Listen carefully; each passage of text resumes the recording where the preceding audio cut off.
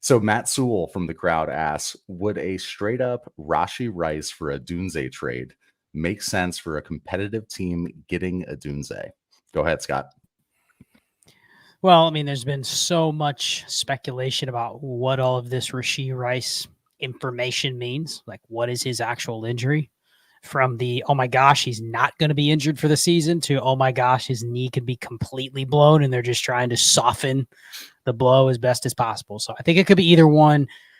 So for now, we'll just operate under the fact that he's probably going to be injured for a while, but it may not be like the entire year. So let's just say it's a significant injury that's going to cost him most of the fantasy season. That's fair. I don't think this is a bad trade. I mean, I've seen Rashee Rice traded for a lot less. Now, that's obviously contingent on the fact that he's out for the season. He's also going to have the suspension at some point next year, which the suspension's not a big deal.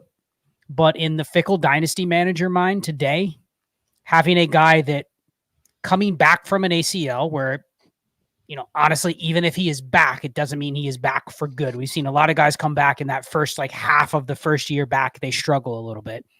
Right. Then you added the fact the suspension, there's going to be some volatility there. So I think this is more than a fair deal. If you just want to hedge your bets, get out on any potential risk of holding Rice, the asset, for the next year or so, Odunze is a great pivot. Probably one of the better pivots you liquid could get, asset. to be honest. Yes, yeah, 100%. yeah. He's liquid. Shane, what do you think here? Because it's funny. I've got a similar situation in a listener league where somebody offered me Godwin for my Rashee Rice. But this is a much more flexible asset in Odunze. What do you think about Matt's question? Would you trade Rashee Rice for Odunze right now if you're a competing team? Yeah, so I've actually, I wasn't watching. What, there's a debate on? Oh, there is a debate. That's right. Yeah, I would not watch that right now, to be honest with you. But yeah, I would make that move. I mean, look, I've sold every share of Rashee Rice that I have, literally every. There were 7 yesterday. I started out with 20% rostership of Rashee Rice. I woke up with 20% rostership. And by the time I woke up this morning, I had none. Now, that also looked like at the time that his knee exploded. And, you know, I see people in the chat like, oh, just hold. Okay, sure. And then what if what would have came back was that he also damaged his LCL, his PCL, his TCL, and he had nerve damage or something to that effect. You know what I mean? The what you could buy him for would have plummeted. What you could have sold him for could have plummeted. So all that to say, yeah, Rome Odunze is a player that was going off 104, 105 in Superflex drafts. Not earlier, but 104, 105 in Superflex drafts. So that's a good pivot. Now, the production this year, I don't know. Apparently, Keenan Allen has to go away because Shane Waldron can't figure out how to mesh 3 good wide receivers on one team and get a productive quarterback out of it, which is almost impressive if it wasn't so depressing. Yeah, sure. Let me move to a hammer here, and then I'm gonna have a follow-up question on that, I think. But do we have super chats on? I see that comment in the messages machine. Yeah, I'll throw them on. Let me put this question up here first. So this was a hammer from Wolfman23. Thank you very much. 12-team Superflex start 10. He says, first off, I've listened since 2022 when I got into Dynasty. Look forward to listening every Tuesday night or on my commute. You guys are awesome. Thanks, man. That's kick ass since 2022. Rock on. My question is, what the F should I do with Mark Andrews? Competing team hitting on all cylinders except for Andrews. This is not a tight end premium. Only have 225 thirds and all my 26 picks. Is it worth trading for a big name? Or should he just try to find a top 12 tight end to plug and play? In which case, any recommendations, yada, yada, yada. The big gist here is, what are you doing with Mark Andrews? Well, I mean, I'll take it. I mean, he also mentions that Kelce is the question on the other team. I mean, let's be honest. Travis Kelce is probably tight end 1 the rest of the year. So if you have him, like, that's a huge victory with Rashee Rice potentially missing most of the year. I mean, Travis Kelce, how do you not rank Travis Kelce top 3 rest of the season? Like, he stepped right into like 35% of the targets when Rashee Rice wasn't there. So you got to figure they're going to have to use him more. Now, Whether you put him at tight end 1 or not is a different story. But I'm not worried about Kelce. Like, there is no question with Kelce. Who are you going to pivot to with Travis Kelce, the 35-year-old tight end asset that hasn't really produced prior to week 4? What are you going to pivot to using that asset? Not much. I think you're stuck with him the rest of the year. That's fine. Andrews, I mean, here's the thing. I've got my share of Andrews. I've got my share of guys that have missed time. Evan Ingram's missed 3 games. David Njoku's missed a couple games. Trey McBride's missed a game. I mean, like, there's a lot of tight ends that have Dalton Kincaid's only had 1 good game. I mean, there's been a lot of them. Kyle Pitts. We haven't even talked about Kyle Pitts. You could say the same thing about Mark Andrews and Kyle Pitts. They're giving you nothing. But here's the thing. They're not really hurting you relative to what other people are getting. Unless the one team Such a great point. Yep. that had Dallas Goedert or George Kittle in the week where they smashed, like, go look at the other tight end scores, and you're probably like half the time you're going up against another team that goes, oh, I'll throw in Noah Fant. He'll get me 3 points. I'll throw in Mike Gesicki. He'll get me a point. Now, those guys have had good games too, but I think the point is, like, you're not getting killed because you're taking 3.5 points per game at tight end. So with Andrews, like, what do you do? Who do you want to pivot to? You want to pivot to, you can't get, like, you know who the guy I would try to pivot to, but you're not going to be able to work is Jake Ferguson, right? Mm-hmm. Okay. Can you get Jake Ferguson? But I think the person with Jake Ferguson is like, why do I want a tight end that's not competing? Just not interested in, Like, in Mark that- Andrews, right? That is the microcosm of the I don't care about any dynasty value. It's like, I don't care about Kyle Pitts versus Jake Ferguson. I don't care what Kyle Pitts could be. I want the right now, and Jake Ferguson's getting 7.5 targets a game. That's all I care about. So I just don't think it's that big of a deal. What are you going to move Andrews for? I put out a poll the other day, Clay. Mark Andrews or Eric All?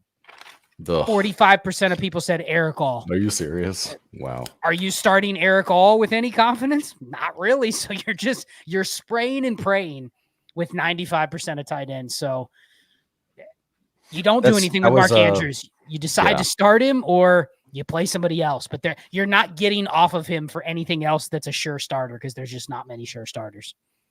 Yeah. Go ahead, Shane. I'm just taking some notes here to Charles as It sounded like point it. there.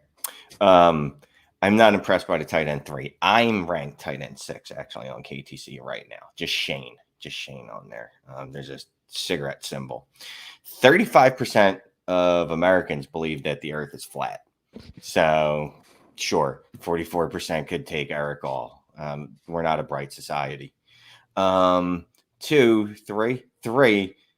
What else are you going to do with Mark Andrews? You can't sell him right now. Like Scott was saying, you know, not to that because I stopped listening. He mentioned Jake Ferguson, but I don't know if you couldn't trade him for Jake Ferguson right now. Not even remote to anything like that. He's the throw in. What will you give me for Jake Ferguson? I'm starting with the Lamar owner. You know, like there's a narrative for a stack there. It may. But what are you trying to get back? What are you trying to get back? You know what I don't want to do? Sell him because I don't want him. But I'm obviously looking to get somebody in his place. But it doesn't mean I want to sell him necessarily to the Lamar manager. Because does the Lamar manager even want him, Shane? No. Why would I want? Do I get blocking points? I mean, he's not even doing that full time. He's splitting snaps with Charlie Kohler. Was it Charlie Kohler and Isaiah Likely? Like, just it's a mess right now. But we're 4 games into the season, right? So at some point, someone might adjust to the Ravens offense and go, you know what we should probably do is try to stop their run because Rashad Bateman's a trash bag. And Zay Flowers, I like Zay Flowers, but he's not elite. And maybe that does open it up for Mark Andrews. I don't know. But I know that you can't sell him for anything of value right now. And the only way that tight ends are hurting you is when you did something like paid up for Trey McBride or Sam Laporta in the tight end premium league. And you went, well, this is just as good as a wide receiver 1 and paid that price. And then they go out there and go, no, not really. Although Laporta had a good 1 catch last night, right? I don't know what else he did. I saw one really nice. Close to the end zone, right? It was like the 2 or 3 yard line. It was, go ahead. Or Scott. you bought 3 of them, Shane, because you could flex both of them every week, and you're rolling out Mark Andrews, Kyle Pitts, and Sam Laporta every week, and you're like, I'm going to dominate the flex, and I'm going to hoard the tight ends from everybody else in the league. And and just to say, because we are process over players, the process wasn't bad. It's just for some reason this year, tight ends have gotten absolutely shotgunned to the face. They are deers, and then people are just done. They're exploded. No good. Absolutely smashed. It's just one of those things. It's not the year of the tight end so far through 4 weeks. No, it is not. It is not. Let's go to 5 hammers from Dubop the Lunger. Probably jacking that up. How would you read that, Shane? No, it's Dubop the Lunger. The Lunger. He's a lunger, just like Doc Holliday in Tombstone. So that's a thing. A lunger is a thing. I figured it was. I was going to have you read it, but they called you in the olden days. They called you a lunger when you had emphysema in the West. I based that off of Tombstone because that's the only time I've ever heard it. So I basically the Wikipedia of the Westerns.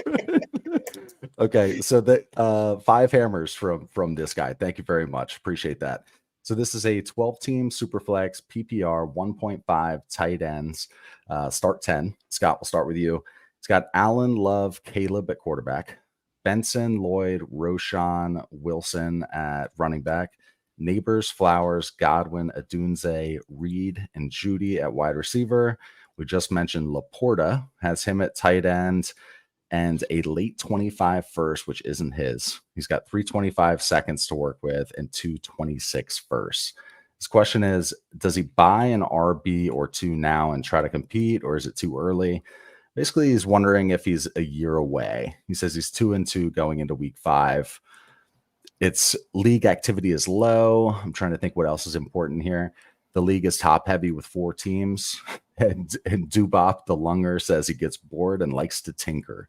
So save me from myself if I need to wait. So Scott, let me clean this up. 12-team Superflex, small tight end premium, start 10. This is your team. Should he buy running backs? Is it time? I mean, it's a good 0 RB build here, but you've clearly hit with Malik Neighbors. Chris Godwin's in the midst of a wide receiver 1 season. Jaden Reed's in the midst of a wide receiver 1 season. You have potential quarterback 1 in Josh Allen. You have Caleb, the asset, and Jordan Love, the guy you can start until Caleb actually turns it around. Tight end, we already talked about that. You just start Laporta every week, and you're probably not getting killed relative to 75% of the other people in the league. So, I mean, you're 2-2. You've somehow survived 2-2, probably off the laurels of the elite guys that have just absolutely carried you. Because what has he been starting here? Roshan Johnson and Emmanuel Wilson every week? Which, the thing about Emmanuel Wilson, you've gotten like a game and a half of good games from Emmanuel Wilson.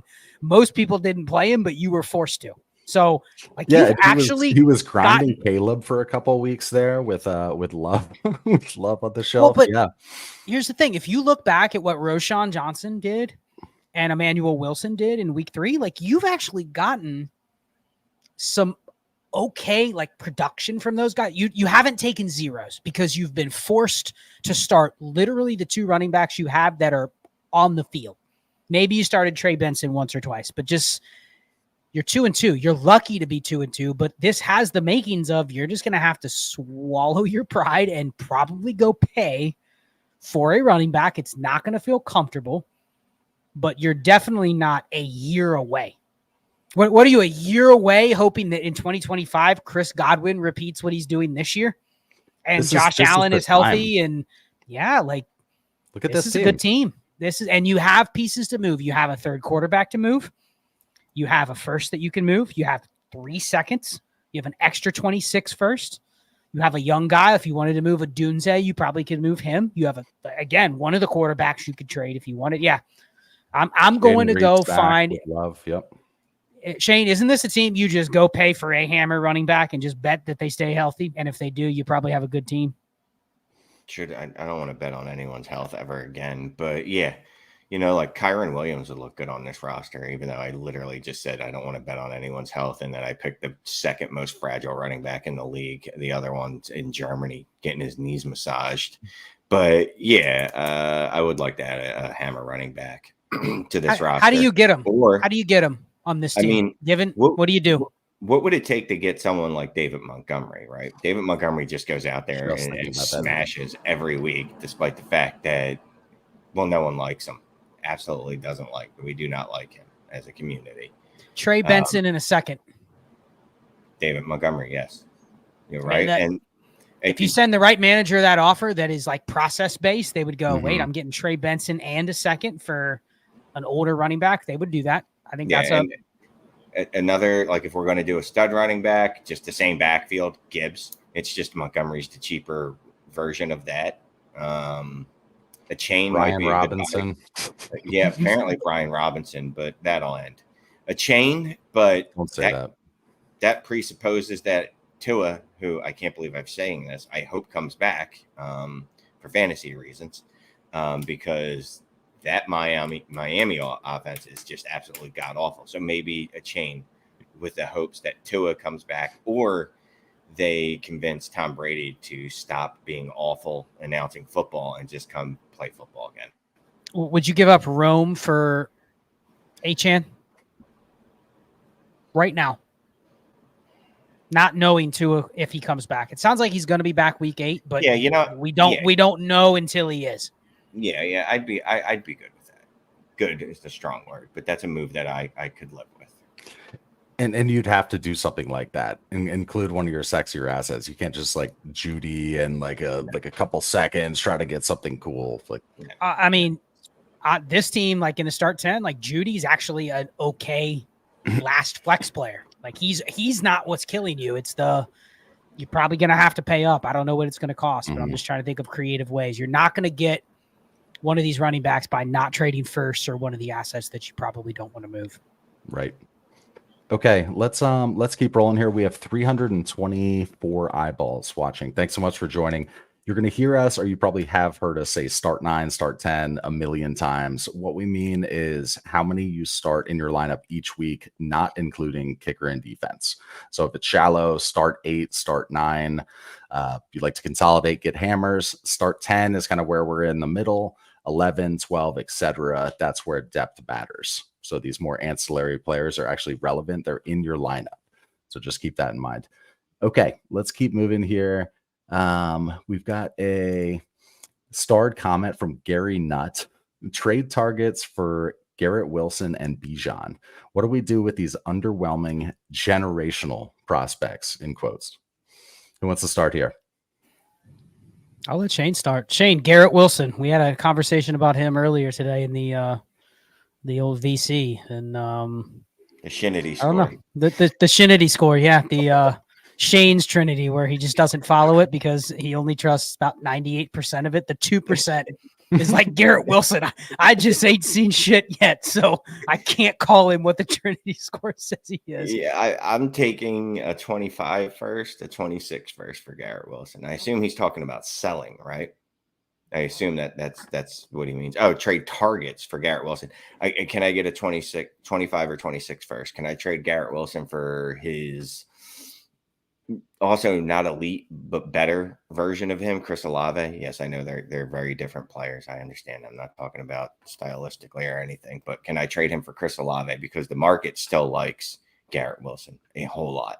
And Scott's, talking about the chat we were in Heisman today, and as soon as his name was mentioned, the excuses started again immediately. He's had a very tough. He's had a tough start of the season. He played in a monsoon, and those things might be true, but it's just in the totality of what he's done throughout his career. I just haven't seen eliteness. So 25, 26 first. Chris Olave. I got to be honest with you. I would move Garrett Wilson for Brian Thomas Jr. I see more upside in Brian Thomas Jr. than I do in Garrett Wilson. And that's even with a terrible, not terrible quarterback, a very, very average to not good quarterback in Trevor Lawrence. Bijan. Let me chime in here real quick, Shane, if I may, and then go back to Bijan. But when I was listening to you there and saying that there's all these people who are like, keep coming in and making these excuses, keep coming in, out of the woodwork, is that why you want to have some exposure if you play in a bunch of leagues? Why you want to have some exposure to Garrett Wilson, even though you don't like him? Because the market is speaking, saying that he's still liquid. Yeah, sure.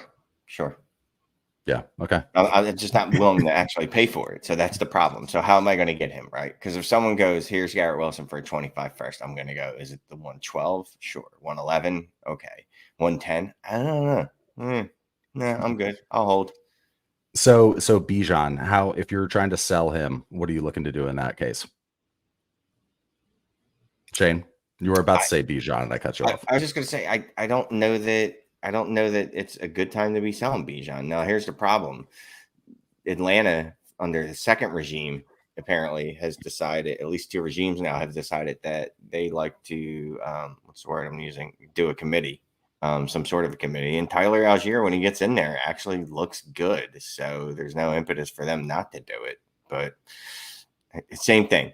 Can I get Chris Olave plus? Can I get Brian Thomas Jr. plus?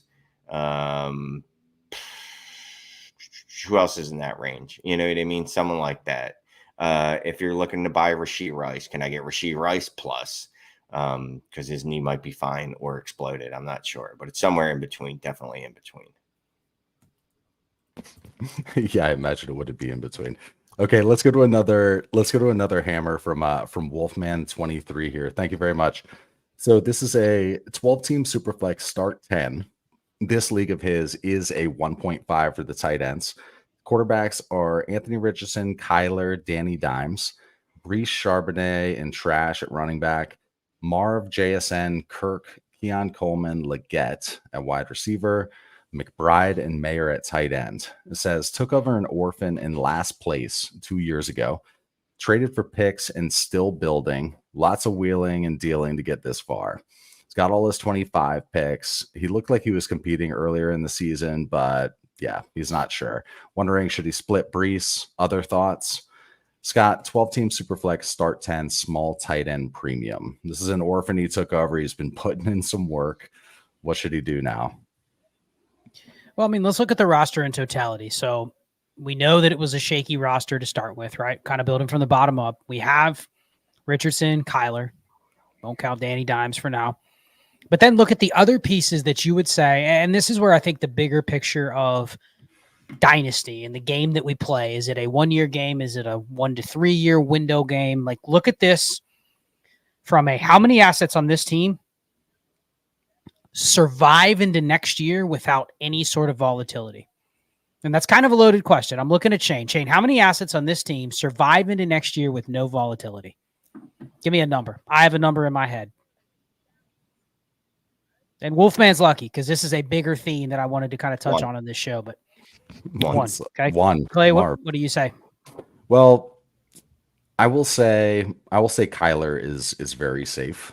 Kyler and Marv, Brees to a certain extent. I'll say two. Okay. Yeah, I was thinking 1, 2, just basically Marv. But you could throw Kyler in there. He's still going to probably be seen as a top 10, top 12 quarterback, even if he kind of falters a little bit this year, whatever. But when you have that sobering reality that it's maybe one player on it, and you ask this person, what have they been doing for the last year or two? Trying to build up, right?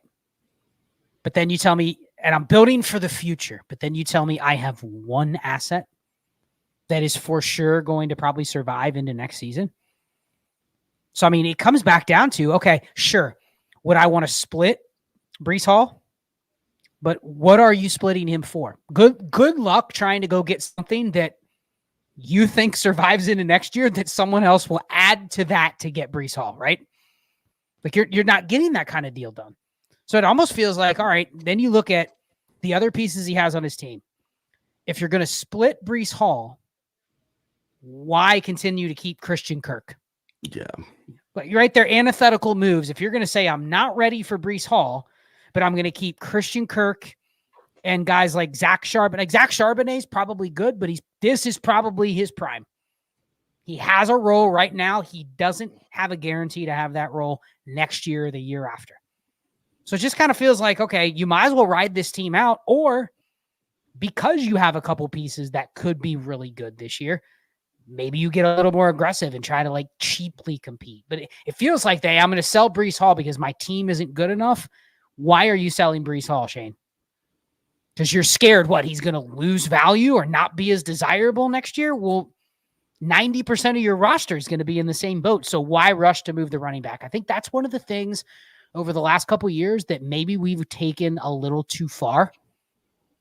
Is like we just assume that these running backs that are not Barry Sanders level good are going to falter. You know what falters very quickly in today's Dynasty game?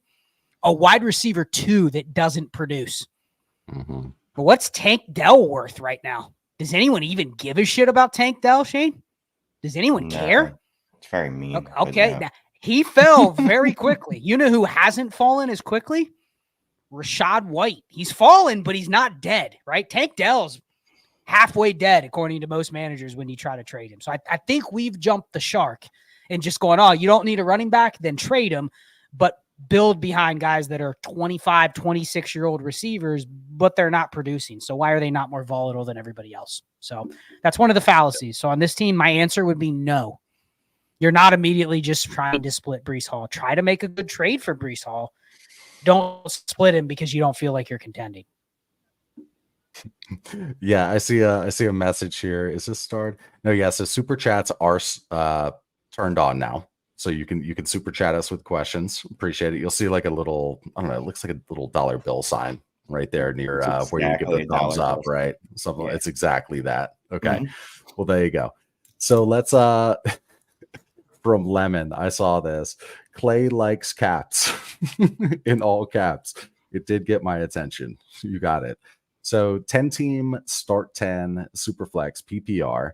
Looks like Burrow and Caleb Williams at quarterback. Running backs are Moss, Dowdle, Chase Brown.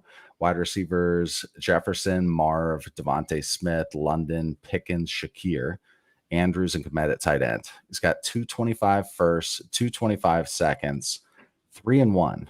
Making any moves here? What do you think, Shane? 10-team start 10 Superflex. Go ahead. He's done really well considering his quarterbacks have been kind of meh. His running backs are meh. What's wrong?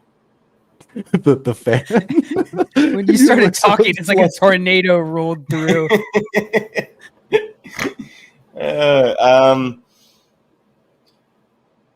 don't know how this team got to 3-1. I mean, JJ and Marvin Harrison, I guess, and Devonta Smith. I don't know. I kind of just ride this out. Like, I like your running back room. I like Moss, Chase Brown, and Dowdle enough.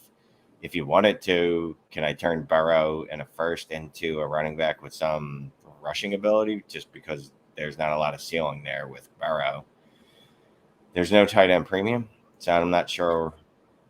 You can't move Andrews. He's not getting you anything. So really, I don't see really many moves other than just upgrading it the quarterback position if you can. Can I move London and Pickens for future firsts? You know, that's another option. I doubt you can do Shakir. Yeah, what do you think here, Scott? This is interesting. 3-1 with this team, and a 10-team start 10. It doesn't look like that sexy. So, yeah.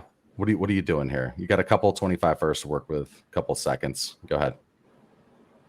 I mean, I know it's a shallower league because it's a start 10, but like you don't really have the assets to be just combining shit to get better. Yeah. And I guess I'm curious, if you trade Burrow and a first, who are you getting that makes this team better? Your second QB is still, and he's like QB 26. You know what I mean? So like what is the path? Can you sell Caleb Williams in a first and get a better quarterback? I don't know. Here's the question for the group. Can you sell Caleb Williams in a first and get a better quarterback? And if the answer is no, then are people even playing Dynasty anymore? If it's just I don't want Caleb Williams because he's not played well. You know what I mean? Like, it feels like if he is truly QB 8 or 7 or whatever it is, you should be able to add to him to go get Lamar Jackson. But are you adding a first to Caleb Williams and getting Lamar Jackson right now, Shane? You think? No? Probably not. Probably not. You should, but probably not. So how do you upgrade? Because I don't think taking your assets and combining them and adding Burrow and a first to get a better quarterback really helps that team much. You know what I mean? Feels like you're just adding something to upgrade one position when you probably have 3 or 4 positions that have holes. Well, So you have to add more. You have to add more. You need to get probably add a little bit of volatility into that lineup, some more boom or bust, and kind of roll with what you already have. Because trying to just pay to dig your way out of the quarterback situation that you already bet on feels like it's probably not a smart move with where your team is, especially if you're questioning whether it can contend. I'm not trying to add to one of my quarterbacks to get a better one when I don't have a lot of assets. I just saw this pop up. RJM says, in late, but glad to make it to a live stream. So it seems like this may be the first one that RJM has been to. So welcome. Yeah, we'll see you here next. We'll see you here next Tuesday as well. Okay, let's keep moving here to this starred one. Shane, here's one starred for you from Go Jen. Shane, why did you sell your soul for? And he says, by soul, I mean Rashi. What? I'm going to go with what? The what? Let's see. There was a 25 first, 226 second, or excuse me, 226 firsts. So that's 3 of the deals. Jaden Reed, but I gave up a late first, which really doesn't feel great right now. And the one Rashi deal, Deebo and Dijon, 7 deals, right? So 3 picks, Deebo, Dijon, Rashi, Reed. I think that's everyone, right? I think that's 7. So those were the 7. The only 2 I really feel a little about now that I look back on it after so much time, yesterday, is the Dijon one. It is on a competing roster. And the Jaden Reed one, because I added to Rice to get to Reed, and I probably added too much and didn't get anything else in return. That's probably getting a little aggressive. So, live and learn, right? Yeah, indeed. Okay, so let's keep on moving here, and then I'm going to go to a super chat here. We have had a couple come in from first one, Hunter Edwards. Thank you very much, appreciate it. Should I trade Deebo for Pittman, Addison, and Luke McCaffrey? And he's saying this is half PPR. We don't have the number of teams and all that fun stuff. Let's assume a 12-team start 10 half PPR. Are you trading Deebo for Pittman, Addison, and McCaffrey? I mean, McCaffrey doesn't matter. That's not nice. I'm okay moving Deebo for Pittman and Addison. I mean, they're both volatile, but I actually think you have a wide variety of bets you're making with Pittman and with Addison together. Like, I'm not saying they're better than Deebo, but I don't mind doing this type of deal because I think I'm getting 2 assets that I potentially have either use or movability with Pittman and Addison. So yeah, I'm doing this deal.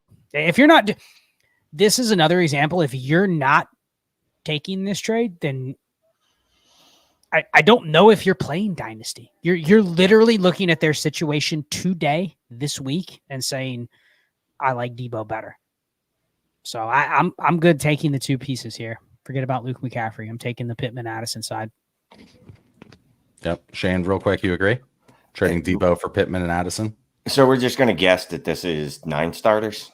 We have no clue. I mean, it's got to be 9 or 10, and it's a half PPR. So let's assume a shallow format, Shane. I mean, I'm fine with the deal. You just got to hope that Joe Flacco's back there throwing the ball. Otherwise, Pittman's just a hole. And as Scott said, quite meanly, Luke McCaffrey doesn't matter. I think Luke McCaffrey matters as a human being. I think he's a wonderful person. Probably he's a McCaffrey. They're all great. Just on the fantasy realm, he's not very important. Addison apparently is with the best quarterback in the history of football in Sam Darnold. So it's a fair deal. It's definitely a fair deal. I would do it. 10 teams, 10 starters. Hunter, let us know. Yeah, that's fair. I mean, that's shallow. That's a 12 by 8. Does that change? Does that just automatically take the best asset? Don't care what else I give up. Because I'll say that you don't see that one's close enough to where Deebo isn't that extremely better. Go ahead. You would never see this. You would never see this deal in a league where you had to start like 11 or more, 10 or more. No one would go, okay, I'm giving up 2 receivers for 1 guy, but in a start 8, it makes total sense. Yeah, 12 by 8. 12, is that what it works out to? It's 10 by 10, but it's 12. Effectively, it's very shallow league wide. So, like, if you're not a top 24 receiver, you're not startable. I mean, Deebo's a top 24 wide receiver. Now, is he going to have more spike weeks than Jordan Addison? I think he's more the spike weeky guy on the other side.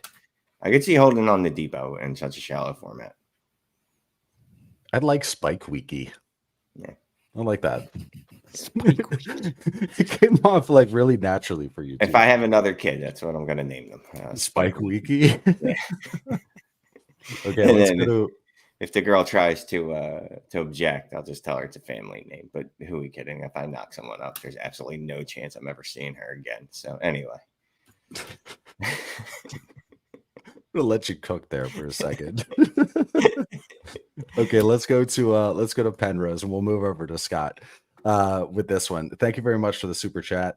It says, with the resurgence of Darnold, Baker, and Geno, does it make sense to tear down from Burrow, Stroud, Purdy, Caleb types to these guys, or small sample trap? I love the small sample trap thing too. Go ahead, Scott. What do you think?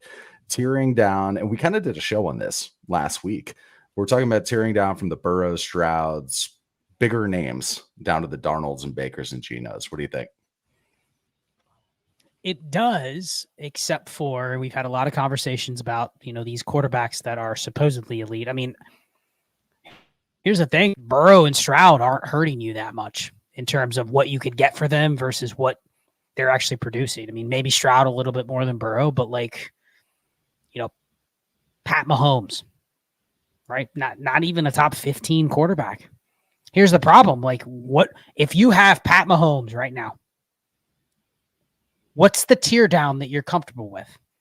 Because there's not a lot of people that are chasing Pat Mahomes right now, meaning the price of what you're asking for versus what somebody will pay. I think the seller that is trying to do the tear down, have they adjusted their dynasty mind what Pat Mahomes is worth? And if they haven't, you're not going to sell him. What you're going to get offered is here, I'll give you Baker Mayfield, a second, and JSN for Pat Mahomes. That's the offer. And are you going to accept that? Are you accepting that, Clay? JSN, Baker Mayfield, and a second for Mahomes? You give up Mahomes. Hell no. Hell no. But which side is probably producing better? And it's not even like JSN's producing a ton, but he's startable. Mm-hmm. What is the incentive for the person that's buying the quarterback that's supposed to be elite but's not producing? Do they adjust down far enough on their value to actually get a trade done? Shane, you were going to interject. What do you think? I have no idea what I was going to say, but I know absolutely no one wants Mahomes. But when you make a deal, you'll get ridiculed for it. And it wasn't me because I have no Mahomes, but Ruben made a deal where he traded Mahomes straight up for Burrow. And people are like, oh, what are you doing? Well, he's getting someone that, you could say, I think Burrow has more ceiling than Mahomes does. Mahomes doesn't have any ceiling right now, and it's not a small sample. This isn't being reactionary like everything else in fantasy football right now. This is based off of a year and 4 games. So that's what? 20 games. 21 games? 20 games. He has 9 top 12 finishes. Yeah. And they're not, and the thing about it is if they were top 5 finishes, he has 2 in the top 5. 2 out of 21, which is not a lot. 20, whatever. It's Jaden Daniels has more top 3 finishes in 4 games than Mahomes has in the last 20. Yeah, I'm just saying. Yeah, I'm just saying, and people will say that it's overreaction to move Jaden Daniels to QB1 or QB2, but I think the point of the question is you put Mahomes on the block and you go looking to tear down. Someone goes, oh, I have Sam Darnold. You're like, sure, I'll take him for free. And they're going, no, dude, he's worth like a first. he's better than Mahomes right now. The point is, with those kind of trades, you're trying to tear off Mahomes. The 2 sides just aren't going to meet on a fair price. Just most likely you're not going to see a lot of Mahomes deals done unless you have somebody that's convicted and just goes, hey, I'm willing to move him, and I'll take a loss based on what he's been worth the last couple of years. Yeah, you'll take a little bit of a bath on it. Yeah, as we lose Shane. So I see this right here, and he's back from Vince Nicosia. This wasn't even star, but I saw a couple names that we like. Shane, Puka and Worthy for Neighbors. I could not hit accept fast enough if I'm getting Neighbors. And I obviously was a Puka stan. And Worthy's another. Worthy was the 7th guy. Sorry. I just thought of it. That's the guy I left out of my Rice trades. So there was Deebo Samuel, Xavier Worthy, Dio John, Jaden Reed, 225 firsts, 226 firsts, and a 25 first. Anywho, yeah, absolutely smashed this Neighbors deal. I'll tell you, I've made a much better offer than that to Clay, who's just sitting on it like some No. hobo train rider. What's the offer? I got both of you here. What's the offer, Shane? Which league?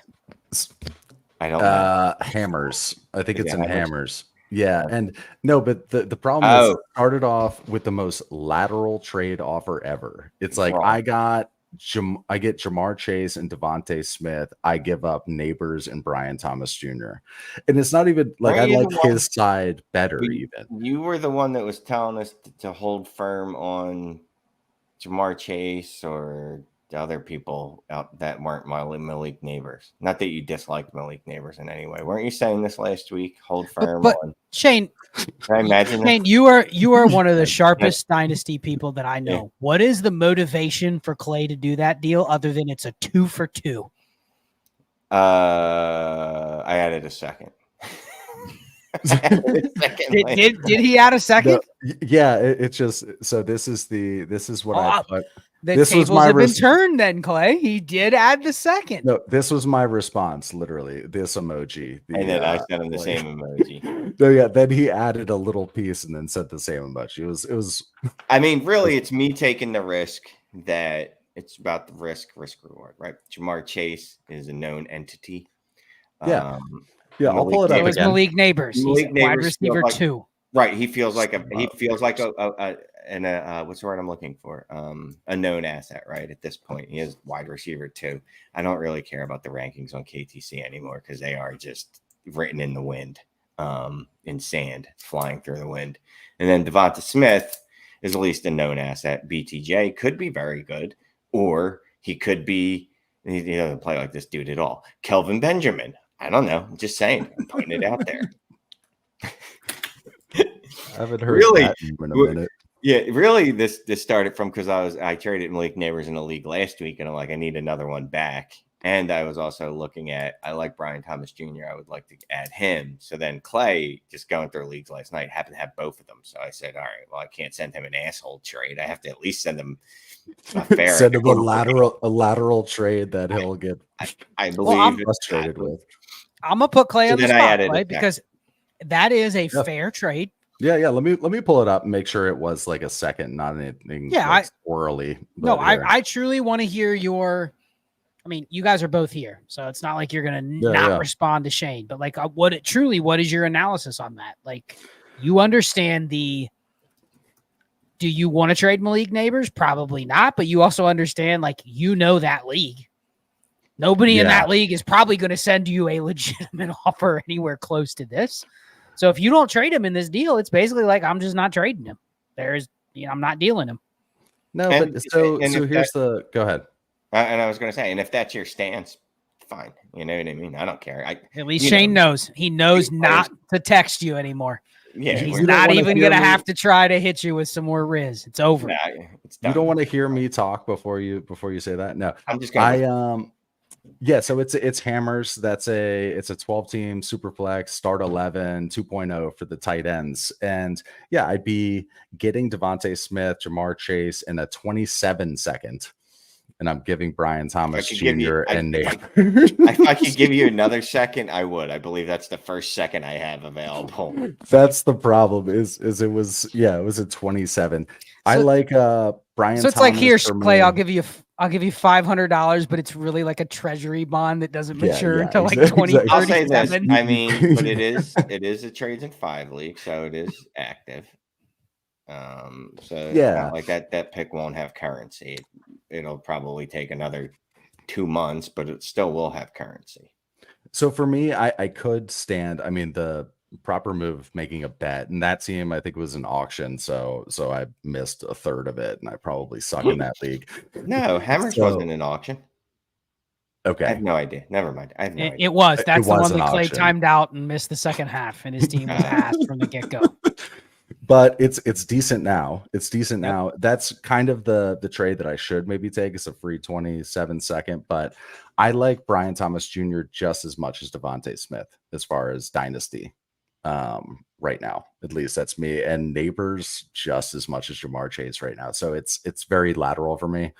There was no if I'm making trades like that, I want to be, if I'm trading the Neighbors of the world, I always want a first as part of the deal. I want a stud, and I want liquidity and a first from the Lake Neighbors. Okay. I mean, you can send it, not a 27 burger. Yeah, I am not adding a first to Jamar Chase to get anyone. I don't know. You wouldn't add a 27 first in there, Shane? I think No. you would, Shane. To get no, absolutely not. I'll kick you back at 27 third. Absolutely not. So anyway, we've got some super chats. So we that deal's not going to happen, but we've got 25 minutes. Put some super chats in there, people. So I'm not answering your questions. Here, Evil Peanut was concerned that we might have forgotten him. We did not, Evil. We do not forget. We don't leave any men or women behind. 10 team, 1 quarterback. Start 8 Stroud, Brees, Henry, CD, Tyreek, McBride, Evans, Hunt. Injuries suck to Rice. JT, Adams, Brooks, AJ Brown. Take L this week and hold, or make a move and wait out injuries. Well, AJ Brown wouldn't play this week no matter what, right? He's on a bye. Tyreek might as well be on a bye because his quarterback room is absolutely horrendous. It's one of the worst things I've ever seen in my life. It's offensive on many levels. This is 1 QB. Rice is gone. Sucks to be Rice, I think. Apparently, that's what's that saying. So you've got CD, Henry, and Brees. That's not bad, right? That's a pretty good, strong threesome right there. JT's hurt. Yeah. Adams is not going to be playing this week either because he's decided he doesn't like Los Angeles anymore. So Wrong city. He doesn't like the Raiders. But wait, right. Oakland. I'm thinking of Oakland, but it doesn't even matter because that's not where they are. I'm going to be real honest with Evil Peanut here. This is a start 8, 10-teamer. Your team was absolutely nutso to start the season. I mean, look at the players on the bench. You're going, Mike Evans, Devontae Adams, Jonathan Taylor on the bench. Like, things just haven't gone right. You've probably had some players that you've sat and haven't played because they were outside of your star-studded lineup in a start 8. So I think this is a team where it's good enough to win. What are you going to do? Swap out all of these players for all the guys that are smashing, right? Like you're not going to get those deals done. So like this team's great.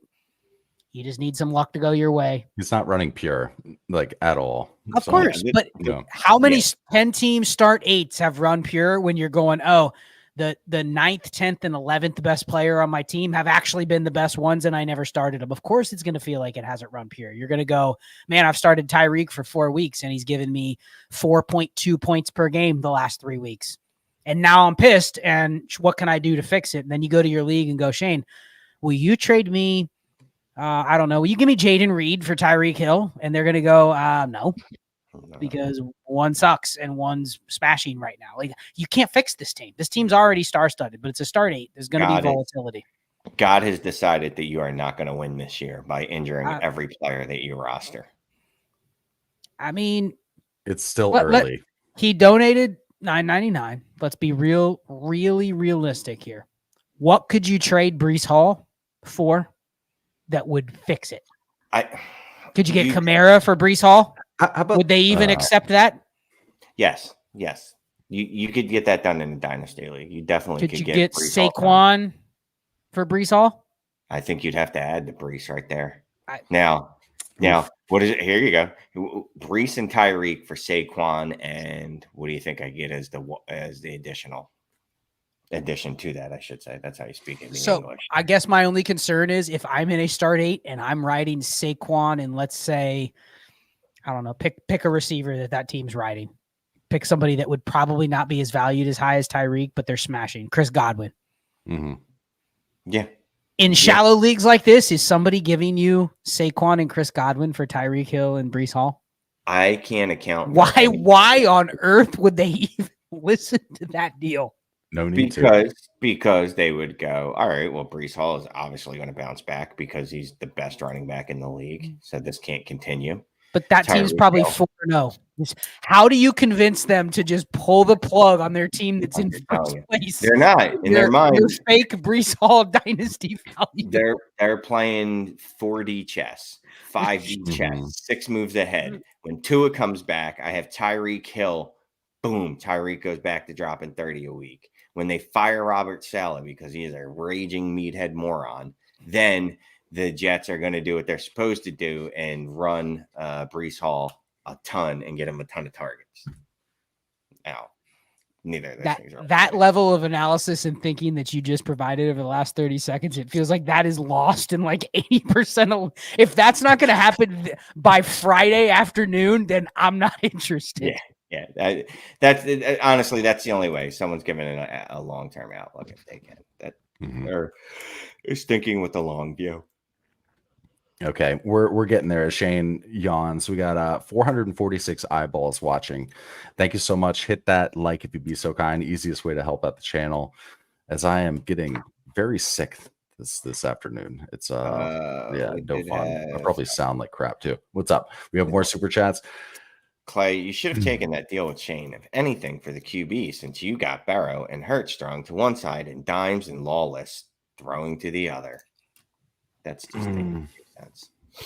Yeah, it's just kind of it's just the liquidity and the likability of the players. I'm giving all the likability. You need a first on top of Jamar Chase. No, what I'm saying is if I'm trading. No, if I'm trading a Neighbors or even a Chase, I want a stud asset, and I also want to get a first somehow. Even if I'm kicking in a third or a second, I want a first and a stud. I got you. That's what it requires. Okay. What do we got here from Log? Thank you for the super chat. 1 of 2. This is a 12-team Superflex start 10. Quarterbacks are May and Herbert. Running back, Chase Brown. J-Mo Polk listed as the wide receivers, Bowers, Komet. As you can imagine, 8 firsts between 25 and 26. We'll have the 101. Trade J-Mo and a third for Waddle. And if you could pull up the second part here, since you're driving. I am. Since you're driving. Yeah, I've got another screen open. I already stopped doing stuff. All right, so wait, hold on. I thought we were going to be smooth there, Shane. No, it's me. So there you go. Okay, go ahead. The second part is now the time to buy guys like that in a rebuild. With my builds, I can go build is said so many times here. With my build, I can build around May, Herbert, Bowers, and fill in the rest. Or are we up in the air with Herbert now too? Okay, so let me go back to the start here. 12-team Superflex start 10, Scott. The trade was J-Mo and a third for Waddle. Are you trading J-Mo for Waddle straight up right now anyway? And then we'll... Okay, so I'm going to answer a couple of these questions in this entire super chat. So the first answer would be, doesn't it feel like J-Mo, forget about what they're doing right this second. It does feel like J-Mo and Waddle probably occupy a similar spot on your roster. They're a receiver. They're young. They were first-round picks. People like them both for different reasons. It doesn't feel like it really matters which one you have right now. So why are we giving up a third? And unless you just say, I'm scared to death of J-Mo, I don't want him. I want Jalen Waddle. But for me, it feels like where your team is, I don't need to even give up an extra third. This is a point. This isn't solving anything, because basically what you're telling yourself is that Waddle is a more stable receiver. But if I've learned anything from the first month of this season, like nothing is stable when it's volatile, right? Jalen Waddle is volatile right now. Nobody wants him. Now, it doesn't mean people won't want him again when Tua comes back or next year, but it just doesn't feel like you're locking in any sort of security long-term by making this trade. So that's the first one. The second one about the quarterbacks, like if we learned anything from this year, how volatile the quarterback position is, do I feel good about May and Herbert next year in terms of they can't get worse than they are right now? One's not playing, one's been injured and is not performing, but they're both probably going to have significant opportunity to compound on what they're doing right now next year. So if that makes you feel better going into 2025 with those two quarterbacks, fine. I can also tell you next October 15th, when it's week 6 of 2025, and you go, hey, I have 2 starters with Drake May and Justin Herbert, and they're QB 21 and QB 26, and they're killing my team because those are the 2 that I build around. That could be the outcome too. So I feel okay in terms of like, they're not going to expire on my team. But in terms of, are we worried about Herbert going forward? I mean, you know the percentage of how many players I'm worried about going into 2025 in the NFL? It's about 98% of them. So yes, Justin Herbert is in the category of I'm probably worried that they're anything different than they are today. So that's my long answer, but it's just a weird game we're playing. And as I think you guys can tell in the crowd, like we're still kind of adjusting and working through how crazy this space is compared to even 2-3 years ago. We started this channel. Like some of the dynasty behavior and the moves that people make it's a whole new level of psychology and strategy that you're trying to figure out. Like, okay, what are people in my league doing? Am I the sucker in the room because I'm not trading Breece Hall for Saquon Barkley? Like, yes. Am I? Yes. I think the key is then to just be active then, right? Because you have all of the data, you can see your league mates. I think that's the key. So that is one of the benefits of people not caring about long-term value, is that a player that I trade for today, it could feel like a loss, like Saquon for Breece, right? Like you're like, well, that's a bad move from a dynasty perspective. But because no one cares about long-term value, I could turn around and trade Saquon in 3 more weeks for even more if he comes out and drops another 30 hammer on someone. You know what I mean? Or if he has a couple down weeks, it's not really going to affect it's going to affect his situation right then and there, his value right then and there. But it takes literally 1 week to get back on the horse. And just real quick, I was looking at JMO versus Jalen Waddle. They're close. One's PPR 30. Wide receiver 33, the other's 39. I don't know, but there's a 5-point difference. So I'm not really sure that that's correct now that I'm looking at it. But JMO's outscoring him significantly, running more routes, seeing a higher target share and a higher targets per route run. Although JMO 11% was his lowest target share of the season. That's not how you want it to trend. And he would have been an absolute donut if not for that 70-yard touchdown. That said, he has Jared Goff throwing to him and not Skylar Thompson and Snoop Huntley. So, yeah, I'll hold on to JMO. And I'm not going to talk like X's and O's, like, holy, stay in your lane, Batman. But it seems like he's getting like the good kind of targets too, like the higher leverage targets, not garbage. I don't know. Like, I don't know what his ADOT is, but it's high. It's very high. His ADOT's high. His air yards are high. But to Scott's point, that's volatile targets, right? Because when they hit, it's great. But then when you look at his catchable target percentage, it's way down there. It's like 66%. Well, there's a reason for that, because they're trying 30, 40-yard bombs to him. So when they hit, everything feels great. But then you also end up games with like he would have had last night if not for that touchdown. He would have given you 1 reception for 10 yards. And you would have been like, I can't believe I actually traded for this trash can and listened to everyone in the community. But not me. No. Reed Kelly, thank you for the super chat. Appreciate it. So this is a 10-team start 9 Superflex. Scott, Jaden Daniels, Geno, Darnold, JJ McCarthy at quarterback, Neighbors, Devontae Smith, BTJ, DJ Moore, Addison at wide receiver, Ramondre, Mason, and Trash at running back, Ingram and Likely at tight end, 2-2, second in points for. Plan to play for 2025, but have started very hot.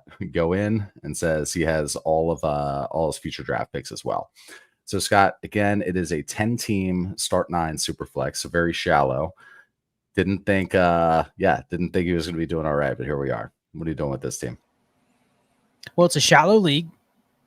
That's the first thing to notice, is it's not like a super deep league. So you've been probably able to get by with the 3 or 4 players that clearly stand out here. I think the second thing is, like, we probably don't like to think about this, but there's a world where this is Jaden Daniels and Malik Neighbors' best fantasy season this year. And we think that's crazy. Like, oh, they're just going to be better next year. But what if they're not? What if one gets banged up early in the season? What if something with their situation changes and it just never gets back to this point? So I think you're doing yourself a disservice when you have this quarterback room. You didn't go into the years thinking this quarterback room is going to be the best in the league. You have 3 top 10 quarterbacks right now. You have Malik Neighbors potentially having a historic season. You have other receivers that you can plug in and they're not killing you. You know, Devontae Smith, when he plays, isn't killing you. DJ Moore isn't killing you. I mean, you have Jordan Mason until McCaffrey comes back. Like, yeah. Do I really want to punt a team like this that's going to end up finishing in 8th place if I start to tank? Like, it's too good to get to the bottom, so you have no choice but to push in. Strategically push in. It doesn't mean I trade my first for Alvin Kamara and go, that's going to be the piece that gets me over the top. Like, try to strategically make a move to where it doesn't crush some of your flexibility down the road. But I am absolutely not waiting for 2025 when I have 2 or 3 of the players that you have. No way.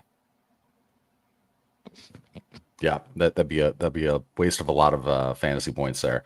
Shane, do you have any thoughts on this? Reed Kelly gave us a $10 super chat here. Wasn't planning. It's one of those things. Walked into the season, wasn't thinking he was going to be a stud, but all of a sudden he's seconds in points for. So what do you think? He says go in. Like, what do you need to buy? Yeah, like Scott says, your quarterback room is probably the best quarterback in the room by scoring right now. You got Neighbors, wide receiver, 2 in scoring behind AJ Brown. Although AJ Brown's only played 1 game, so I guess he shouldn't count. Yeah, sure, go in. What picks does he have? All his picks. It didn't seem like he had any extra, so just assume. Yeah, you have your picks. Yeah, I mean, but where are you gonna upgrade? Because you can't just add a first probably in a 10x9 to DJ Moore and go, okay, give me Nico Collins. Do you have to upgrade right now? Or can you just continue to ride out what you have? And if you're 5-2, then maybe you go in. Yeah. What's the rush? What's the rush? Like you didn't expect to be here.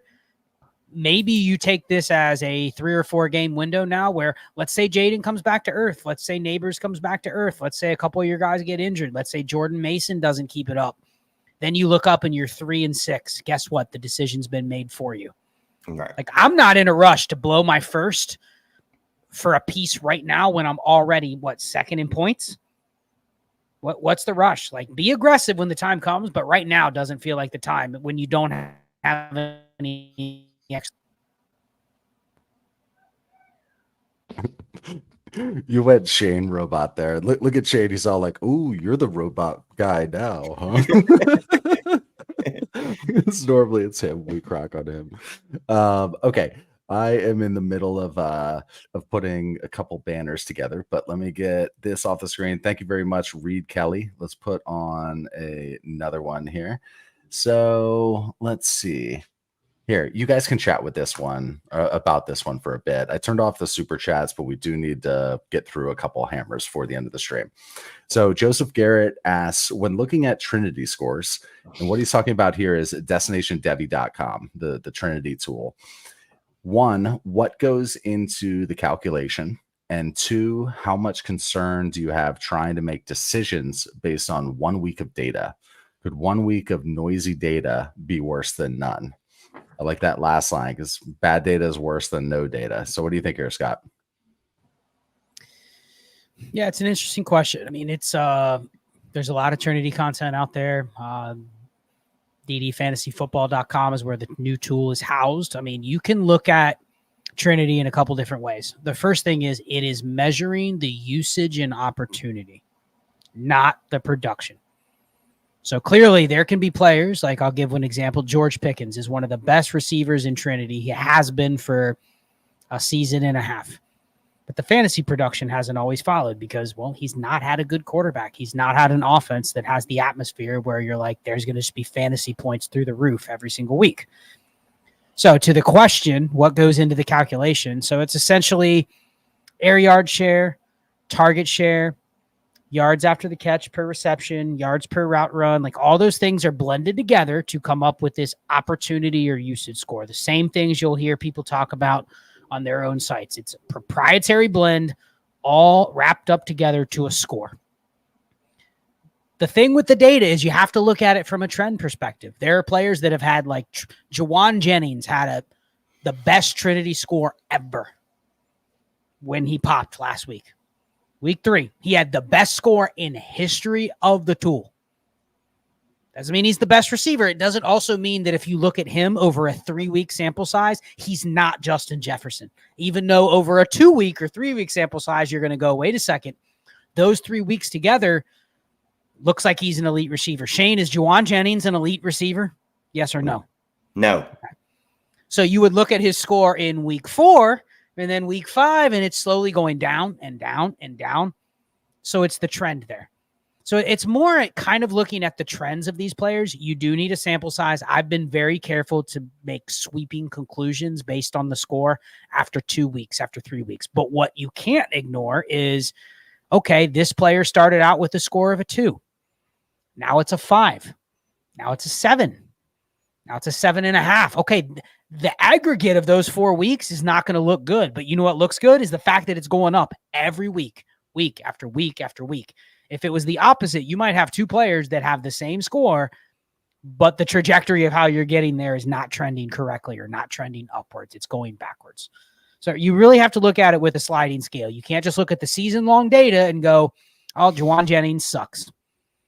Because a season-long wide, you're not going to be that impressed with his Trinity score. But in a place where you can expect more opportunity for him, the weekly Trinity that he had when he had no other competition tells you he's capable of getting that usage and opportunity on that offense that you could use him more confidently than other players.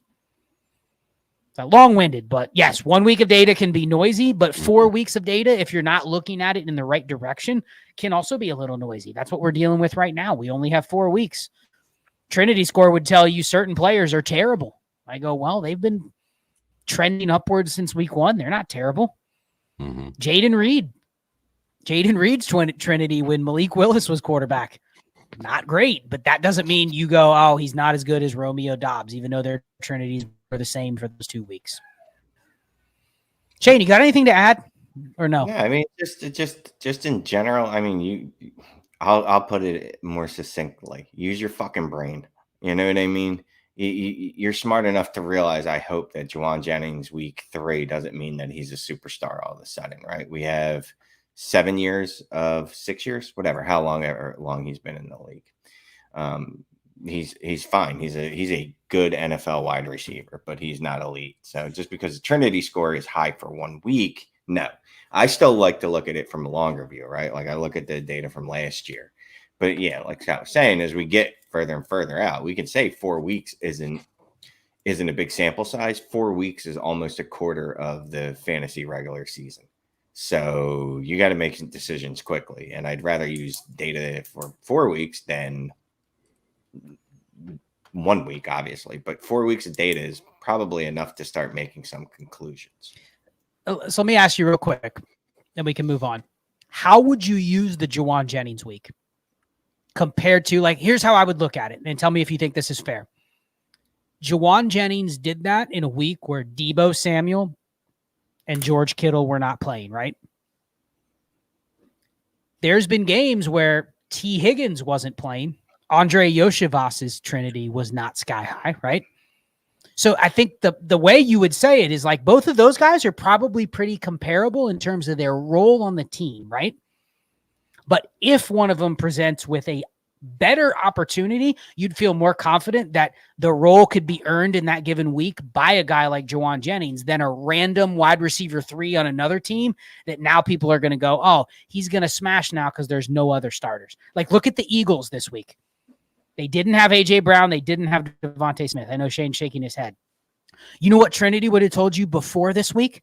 That it doesn't matter if you killed every skill player on the Eagles. Nobody on their roster at wide receiver was probably going to step up and get 9 targets. Nobody on the team is even capable of getting close. But if there was Jawan Jennings on the Eagles, you go, wait a second. He could play the A.J. Brown role for a week because he's already shown that in a week he can do that. He's a good wide receiver, whereas everyone else on the Eagles that is not Devonta Smith or A.J. Brown is an absolute gutter bag. Nice. he said some great ones. He said not a trash can, a trash bag. I think he said Rashad Bateman was a trash bag. And then instead of somebody putting a 30 burger up, like 30 points, he said a 30 hammer. What exactly is a gutter bag? He's What's a gutter bag? Gutter bag. Whatever the hell Jahan Dotson is, because that dude is absolutely terrible. So it's a bag that wasn't used, and in It's fact, a bag just that's in the in the gutter, it just gutter, gets rained on more and more. Just it's in more the gutter, trash that and you're like, oh, I gotta carry. Like I forgot because in Philadelphia and Pennsylvania, they don't just give you bags; you have to buy them. Like if you want to Maryland too, right? Yeah. So like you go out of the Wawa, you're like, I'm not paying for this. I'll just carry this stuff, and you get like 5 steps, yeah, and you realize I really can't carry all this. And you start looking around, and there's the gutter, and you see a bag in it, and you're like, all right, and you just grab it, and throw your stuff in. I was picturing like when you clean out your gutters, you like push all the shit into a bag, but you're actually saying like a dead ass bag that's stuck in the gutter. Is that what you mean by a gutter bag? Exactly. It's just stuck there. Exactly. Oh, man, it won't get washed out. Yeah, it's just sitting there. Yeah. We're gonna do a couple more hammers, and then I gotta go to bed. Yeah, we are, and I will apologize ahead of time. We're gonna have like 3 or so unanswered. I'm not in my form today, to be honest with you. Feeling sick, so I'm Scott. I'll try to talk Scott into doing a few with me tomorrow or something like that, and we'll get it out on the stream. Okay, so let's see. Let's go to 2 though. We've got one from Ethan. What's up, guys? Have no business being 3-0 in a very active startup. I've been very reserved with trades to see which teams think they're good but aren't. This is a 12-team Superflex, start 11, PPR, 1.5 for the tight ends.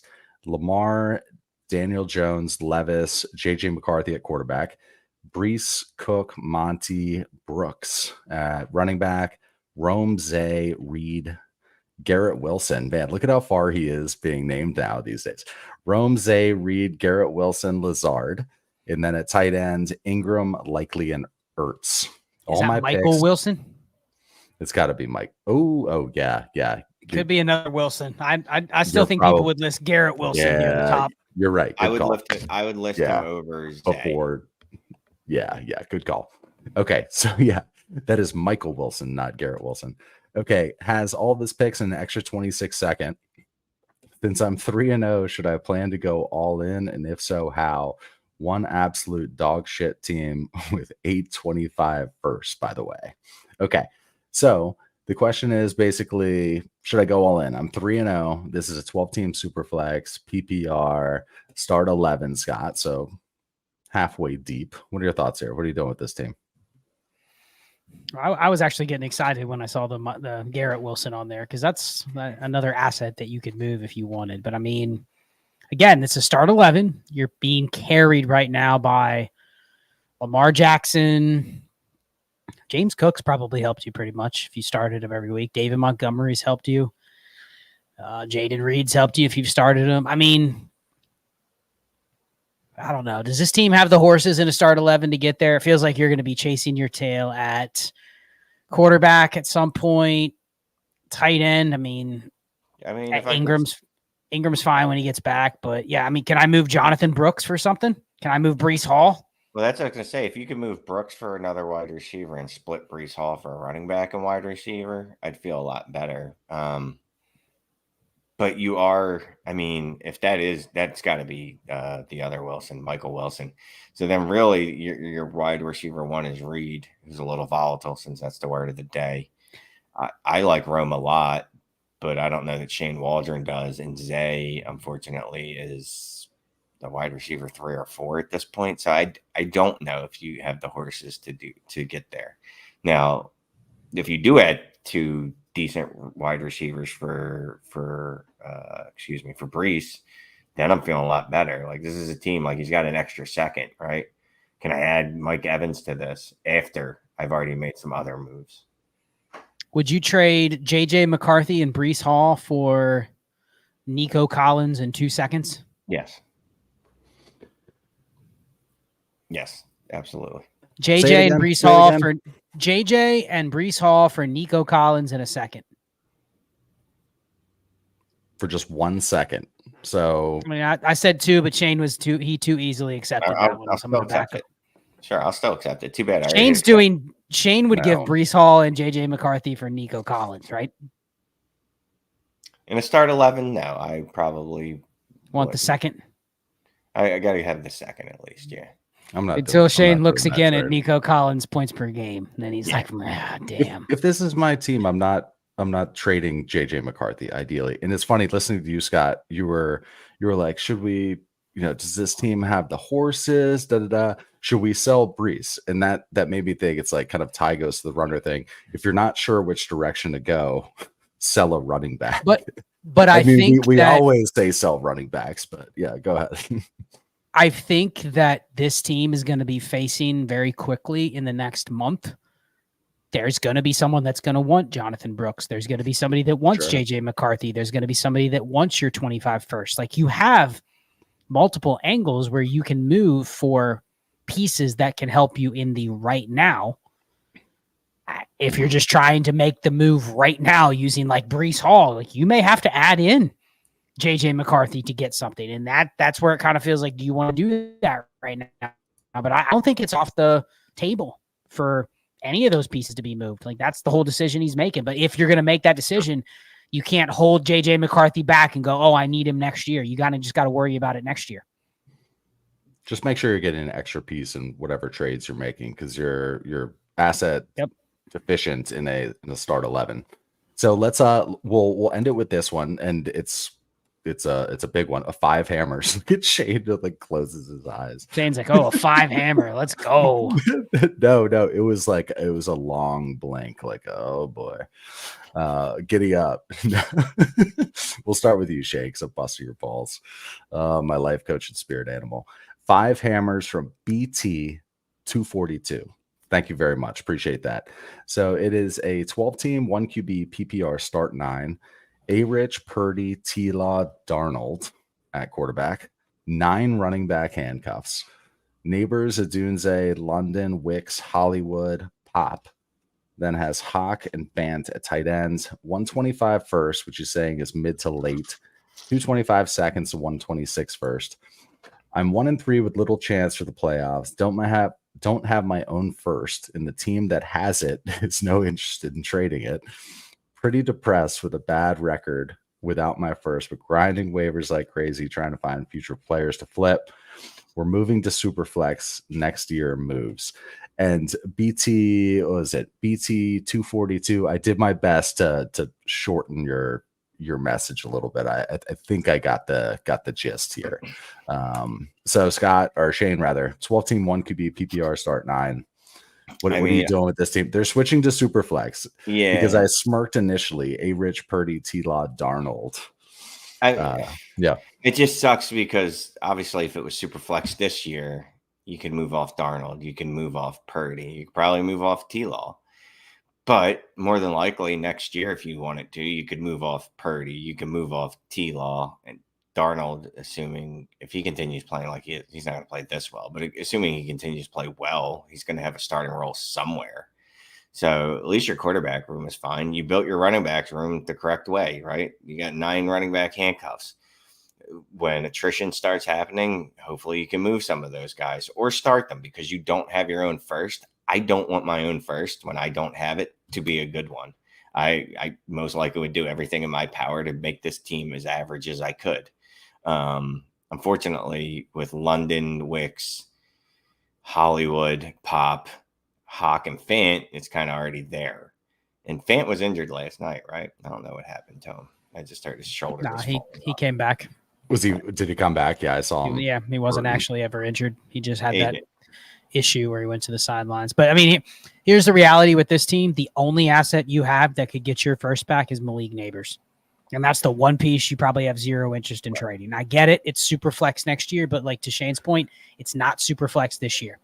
So the teams that are buying are probably looking at their quarterbacks going, it's only a start 1. I'll worry about my next quarterback room next season when I actually have to have more than one. So I'm kind of proud with what he's already doing. He's grinding waivers. He's picking up backup running backs. He's trying to find things he can flip for small pieces. When this league adds a super flex next year, that becomes a start 10. Okay, you're back in business. You actually don't have a full rebuild on your team, right? You go into next year with a good quarterback room, some assets to move. Right. You just don't have your own first. But that is one of those where you have to get over the fact you're not going to get it back. So play I'm going to make it the 104 instead of the 101 or 102. You're not, because here's the thing. If I had his first, I'm going, what does it take to get Neighbors? I'll add it. What's it take to get Neighbors? I'll give you some other shit. You give me the elite asset. But I'm just not moving his pick. So I mean, and honestly, next year your quarterback room is going to be your team's built for a super flex team or league, and you're going to have Neighbors and Odunze and London. And I'm not a giant London guy, but as your wide receiver 3, you could do much worse. Hollywood is absolutely utterly useless at this point of his career. Hawkinson back on a good team. Hawk will be healthy. Yeah, I know you have, you don't have your own first, so there's not a lot you can do about that unless you give up Neighbors, and I'm not giving up Neighbors in this situation. It's just keep grinding the waivers, like Scott said. That's all you can really do, man. Just churn and burn, man. Yeah, I love it. It's so funny. It's pretty depressed with a bad record without my first. It's just like emotionally involved in this game. No, I love it. When I read that, I was like, attaboy. Yeah, we've all been there with us. Oh yeah, we've all had that trade where we move our first, and then it creeps much closer to the top than the place we thought it would be, and you just feel it's a helpless feeling. It really is. It's like it is the worst feeling, which I empathize with people when I have those picks. When I have, I'm our Orb League. I'm looking right now. I have 325 firsts, and one of the ones I have is Danny's, and I just trounced him this week to push his team to the very bottom, and I have his first. I mean, there isn't a bigger leverage position. And then you know what? I look at his roster and I go, there isn't anything I would give the pick for. Like literally there's nothing on the team I would give the pick for. So how would he even get it back? So yeah. Okay, well, we're gonna call it there. Thanks so much to everyone who gave the super chats and the hammers. I see you, Ethan R, Spicy Taco. I'm bummed that I can't bring yours up. Futility and Eric L006. I'm gonna talk Shane and/or Scott to doing a quick hammer stream at some point here. If you would like to have yours answered on a live stream, buymeacoffee.com/trades5. We can get some more in the hopper, and we can make it happen. Look at Shane back there. During daylight hours when I'm not ready to fall asleep. Oh, I know. I feel like I'm dying. I feel like I'm going to be ultra sick tomorrow, but whatever. That's tomorrow. Everyone, thanks for joining. 467 eyeballs still watching. When is the next marathon? It's funny because very soon. Yeah, because our channel turns frickin' 3 years old here in a few days, right? Oh, okay. Saturday it is. Yeah. We're marathon coming. Anyway, I will say good night for the night, guys. Good night. Good luck in week 5. Look luck in the weekly Dynasty game that we play. More to come. Yeah, and then the dumpster bag. What was it? What was it? Gutter bag? Gutter bag. Yeah, hopefully by this time next week, we actually have an answer as to what exactly is going on with Rashee Rice. Yes. Could use it. Okay, I'm going to end this stream. We will see you next time. Cheers.